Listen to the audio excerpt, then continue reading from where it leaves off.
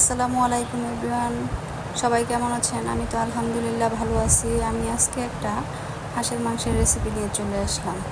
এখানে আমি একটা কড়াই বসিয়ে দিয়েছি, কড়াইতে কিছু বেরেস্তা ভেজে নিয়েছি, আর সেই বেরেস্তার তেলে এখন আমি বসিয়ে দিব আমার হাঁসের মাংসটা।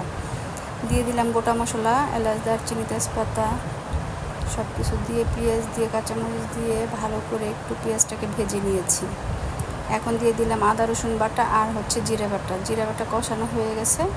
এখন হলুদ মরিচ আর ধনিয়ার গুঁড়া দিয়ে দিব, দিয়ে আমি এটাকে আরেকটু ভালো করে কষিয়ে নেব।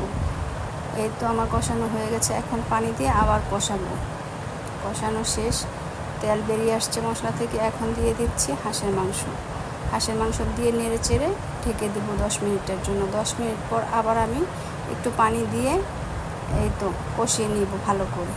এই তো আমার কষানো হয়ে গেছে, তেল বাইরে আসা পর্যন্ত আমি অপেক্ষা করব। এই তো তেল বেশি এসছে, এখন আমি এটাকে পানি দিয়ে দিব। দিয়ে দিয়েছি, যে কলিজাগুলো ছিল ওগুলো দিয়ে দিলাম। এখন দিয়ে আবার ঢেকে দিব ভালো করে সিদ্ধ হওয়ার জন্য। এই তো আমার সিদ্ধ প্রায় হয়ে আসছে। এখন সেই যে বেরেস্তা ভেজে রেখেছিলাম সেটা দিয়ে দিলাম। দিয়ে এখন আমি আরও বেশ কিছুক্ষণ জাল করে নিয়ে এখন আমি দিয়ে দিচ্ছি গরম মশলার গুঁড়া।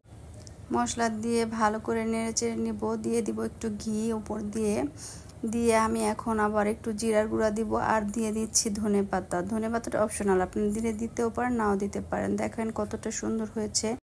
এখন ধনিয়ার পাতা দিয়ে আমি নামিয়ে নিব।